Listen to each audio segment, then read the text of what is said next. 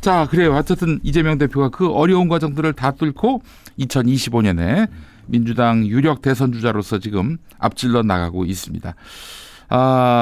이재명 대표가 저는 후보가 돼서 네. 나중에 당선이 되면 아마 틀림없이 저 극우 진영, 특히 이재명을 인정할 수 없다고 하는 자들은 어떻게든 국론 분열을 만들어가지고 정권을 망치는데 정말 혈안이 될 것이고 뭐 온 마음과 정성을 다 기울여서 하여튼 이재명 리더십을 흔들려고 할 거예요. 국론 분열을 통합할 수 있는 이재명만의 해법이 있다고 보십니까? 모신 분들로서. 저는 광속행정, 유능한 정치력과 행정력만이 그러한 기득권 적폐를 돌파할 수 있는 그런 키라고 생각합니다. 국민의 마음을 얻어서 그럼요. 그 모든 국론 분열 시도를 다 그냥 일소하겠다. 그럼요. 아니, 예. 지금 그 국민의힘 세력들은요. 네. 일단 무능하지 않습니까? 네. 아니 지금 윤석열 그 내란 저지른 지 얼마나 됐는데 아직도 윤석열 바짓가랑에 붙잡고 저러고 있습니까? 눈앞에 보이는 지지자들을 보면은 저게 그래도 당을 지지하는 사람들의 그 다수 민심인 줄 알고 이게 뭐 상식적으로 말이 됩니까? 말이 안 되지. 나라 운영할 능력이 안 되니까 내란을 저지른 자를 어떻게 저렇게 비유하고 아직도 국민의힘 1호 당원은 윤석열입니다. 네. 그렇기 때문에 뭐 출당해야지. 과거하고 절연하려면 저 사람들의 어떤 주장이 네. 말도 안 되고 비상식적이지만 자본, 보수 언론이 그런 말도 안 되는 논리를 그럴듯하게 포장해서 민주당과 진보 세력을 여태까지 공격해 왔죠. 그렇기 때문에 민주당원들과 진보 민주국민들이 이재명 대표를 선출한 겁니다. 능력 있게 유능함을 보여줘서 저자들을 좀 눌러달라. 네. 그런데 이제 당내에서 옛날에 뭐 한 자리 했던 분들이 옛날 생각만 하고 자기 능력은 안 키우고 그냥 논아 먹을 생각만 하면서 이재명 대표를 끌어내리려고 했던 거죠. 그런 사람들한테 이재명 대표가 뭐 맞상대하지 않고 그냥 참고 넘어간 것이 또 오늘의 이재명 대표를 압도적 당원들의 지지를 받는 그런 정치인으로 그렇죠. 만든 것 항상 같아요. 통합을 얘기했고 이재명 대표는 큰 정치인으로서 그런 통합 행보. 그렇게 이재명 대표 잘못도 없는데 막 흔들고 비난하는 그런 사람들을 두고 예전에 이재명 대표를 모셨을 때 이 대표가 뭐라고 하시던가요? 불편할 거 아니에요, 개인적으로는. 그런 감정을 잘 표현을 안 하세요. 아, 그래요? 그리고 어떻게 사람이 감정을 표현을 안 할 수가 있을까? 이제 본인이 그런 걸 표현을 하면은 그 큰 분쟁이 생긴다고 생각하시니까 굉장히 참고 통합하고 대의를 위해서. 예, 끝까지 이제 그런 모습을 보면서 예. 국민들이 감동을 많이 받았던 것 같고 네. 김용민 목사님이나 저는 또 그런 큰 정치인은 아니지 않습니까? 그렇기 때문에 저는 정치인도 아닙니다. 예. 그분들의 잘못을 지적을 해야 된다. 저는 뭐 사실은 제가 정치적으로 좀 독립을 해서 이렇게 뭐 원외 인사로 활동하는 것도 네. 그동안 이재명 대표에게 그 정치적 폭력을 저지른 자들에게 약간 저는 좀 개인적으로 한이 맺혔어요. 그럼. 아니 뭐 모시는 분을 그렇게 공격하면 화가 나지 사실. 아니 모시는 분을 떠나서 저는 그게 일종의 폭력 같더라고. 이지매, 왕따. 그렇지. 아니 왜 그거였어, 아무런 그거. 이유 없이 예. 본인과 어떤 학연 지연 그다음에 뭐 어떤 같은 운동을 안 했다고 해서 저렇게 사람을 무시하고 아니 운동이라면 제가 학생 그래서 운동. 예. 문벌 귀족이라는 말을 쓰는 거예요. 네. 대한민국 정치권에 귀족이 있습니까? 없잖아요. 근데 어디 왜 있어? 그런 게 귀족 어디 행사를 있어요? 합니까? 민주공화정에. 왜 세습하려고 해요? 예. 왜 아무런 어떠한 경쟁도 없이 공직을 차지하고 왜 날로 먹으려고 그래? 천년 만년 행사하려고 하고 예. 거기까지 제가 용서할 수 있죠. 네. 그런데 왜 경선 과정에서 뽑힌 지도자를 인정하지 않고 그렇지. 왜 그 사람을 지지하는 지지자들을 비하하고 비난하고 막 대하냐. 저는 그 부분에 대해서 용서할 수가 없습니다. 지금도 하여튼 당원들의 네. 뜨거운 이재명 후보에 대한 지지나 이런 것들을 인정하지 못해서 그 딴 꿍꿍이를 지금 품고 있는 인간들, 민주당에서 배출한 정치인인데 또 과거엔 또 사랑도 받았고 당대표도 하고 뭐 국무총리도 했던 사람들이 지금 국민의힘과도 손잡으려고 하고 있어요. 지금 이 현상 어떻게 보십니까? 아니 그러니까 예. 처음부터 예. 그런 얘기들이 많았다는 거 아닙니까? 네. 왜 후보로 뽑았으면은 승복을 하고 후보가 대통령 될 수 있게 도와줘야죠. 네. 실제로 2017년에 이재명 대표가 성남시장으로 대선에 출마했을 때 네. 낙선했습니다. 경선에서. 네. 그때 문재인 대통령 발벗고 도와줬습니다.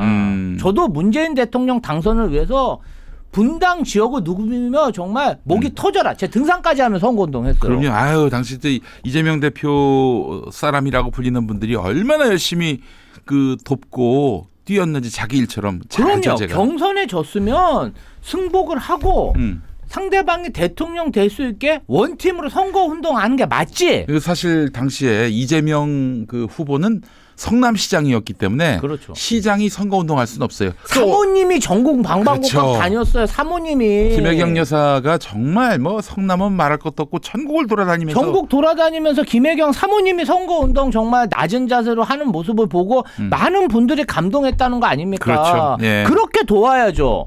자, 22년 대선 때 그랬습니까? 뭐 본인 이렇게 연설하는데 네. 누가 지나가다가 마이크 손을 이렇게 걸려 넘어져서 마이크가 잠깐 끊긴 적이 있어요. 그걸 가지고 이재명 선대본에서 일부러 나를 망신 주려고 마이크를 끊었다. 그런 정말 망언을 하고 네, 진짜 정말. 선거에 도움되는 게 없고요. 회의할 때마다 그냥 후보 탓하고 예. 그 후보의 가족 탓하고 그런 사람이 저는 어떻게 그렇게 민주당에서 호의호식하면서 광역단체장도 하고 최고 고위 공직자가 됐는지 정말 저는 문제라고 생각하고요. 네. 그리고 김부겸 총리가 네.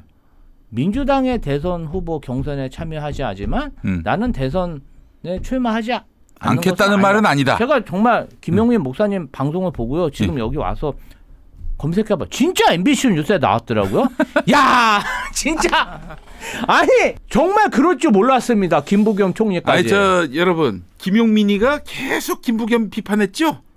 저기 뭐, 이번엔 나오든 말든 뭐 돈 쓰겠다는데 뭐 말리진 않겠지만, 만약에 그렇게 후보가 안 돼가지고, 그때 선대위원장 이런 거 한다. 내가 저 도시락 싸들고 다니면서 반대한다고 그랬잖아요. 그 이유가 있는 거야. 이유가. 이게 노욕 아닙니까? 노욕이지. 본인이 경쟁력을 키워서 자신을 국무총리까지 앉혀준 당에서 대선 후보가 될 생각을 해야지 본인이 경쟁력이 없다고 그따위 망발을 해요? 네. 이게 정말 우리 민주당의 수준입니까? 저는요 진짜 민주당 정권에서 검찰총장 했던 사람이 내란 일으키고요. 역대 총리 이낙연, 김부겸 지금 뭐 하는 겁니까? 이낙연까지 그러네. 아니 그 김부겸 씨 같은 경우에는 그 지난 총선 때 말이죠.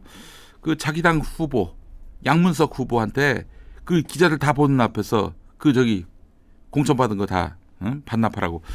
아니 진짜 그거를 말하고 싶다면 남몰래 전화해서 얘기를 해야지. 기자들 다 보는 앞에서 하는 얘기는 뭡니까? 여러분 양문석이 찍지 마세요. 이거 아닙니까? 민주당 선대위원장이. 이런 인간이 무슨 선대위원장을 해요. 양문석 의원이 그 지역구에 된 것에 대해서 굉장히 불쾌하는 그러한 낙선자의 뭔가 사주를 받고 그런 액션을 취한 게 아닐까. 그리고 전해철 그 지역구였죠. 낙선자의 그런 학연과 지연과 인연으로 엮어져 있는 거대한 세력들이 김부겸 당시 선대위원장한테 굉장히 압박을 했을 수가 있죠. 근데 생각해 보면은 그 당시 그 이른바 수박으로 꼽혔던 인물 전해철, 박광훈 그 지역구에서 경선에서 이겨서 나온 사람들이 총선 때 어마어마하게 당했어요.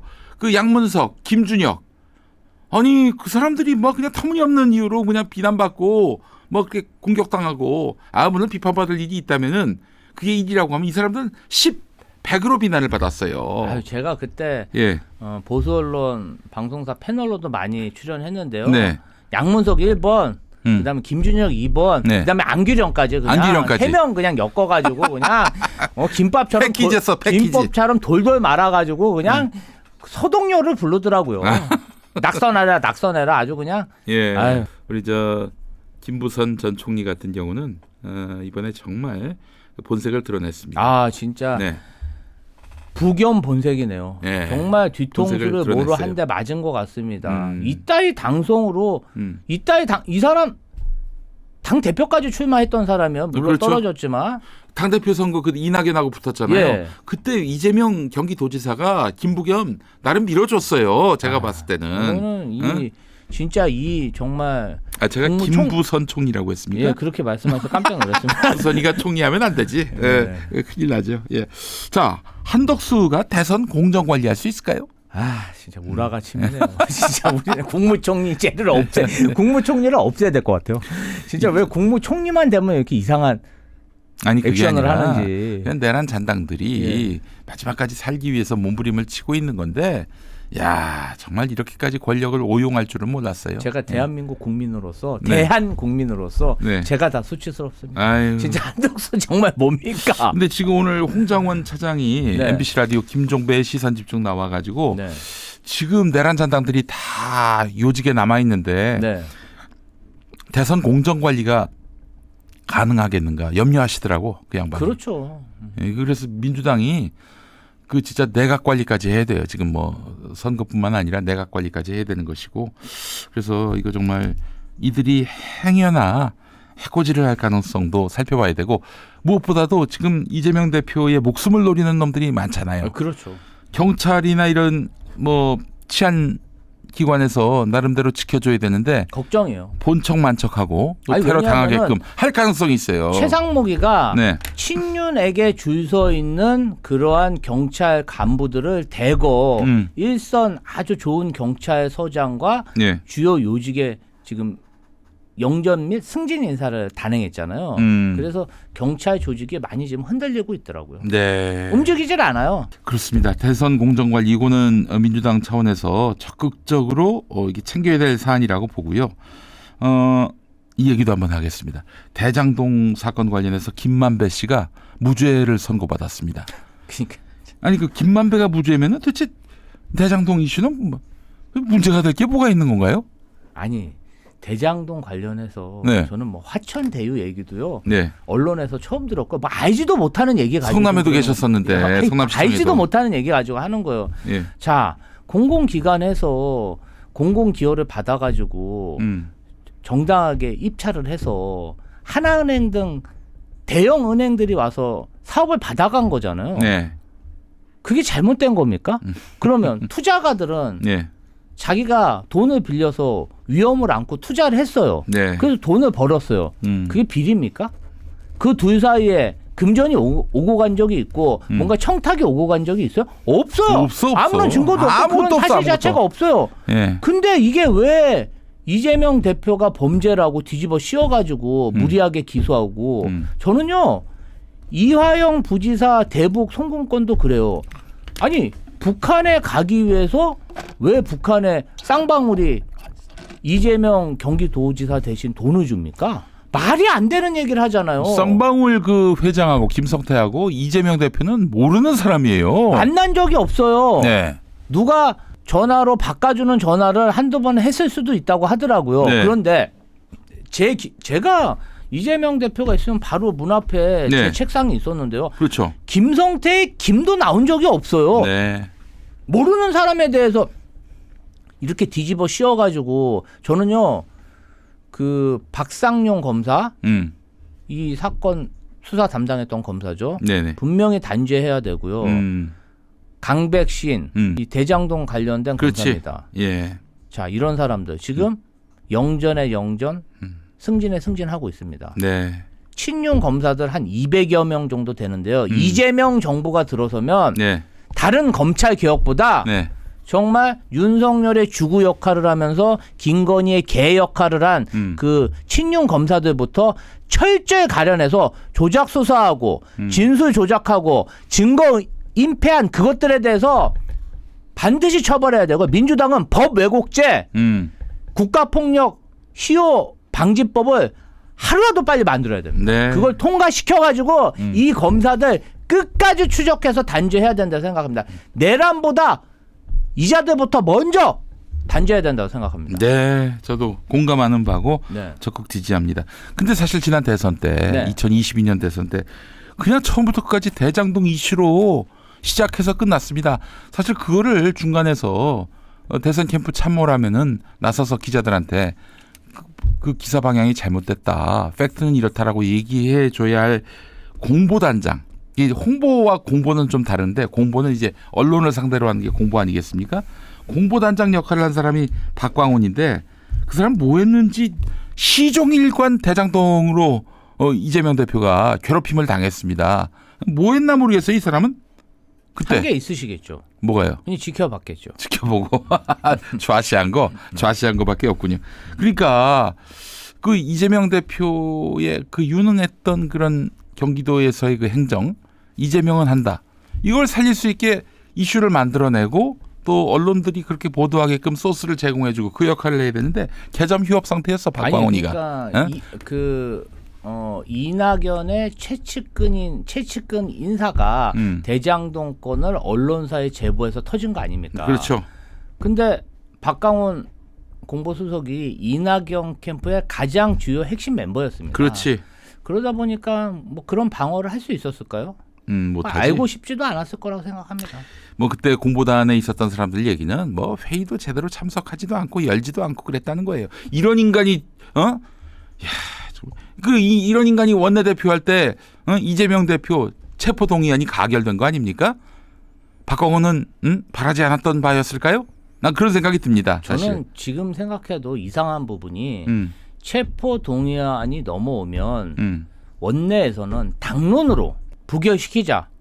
이렇게 방침을 정해야 되는 거 아니에요? 그럼요. 그런데 뭐 갖은 뭐 정말 궤변을 만들어 가지고 그냥 자율 투표하게 해 가지고 네. 그 체포 동의안에 찬성한 사람들한테 면죄부를 준 그렇지. 그 부분에 대한 책임은 박광훈 전 원내대표가 정치하시는 동안 네. 끝까지 져야 된 멍해라고 생각합니다. 이번에 그 공보단장이 누군가 그래서 제가 유심히 봤어요. 박수현 의원이더만요. 네.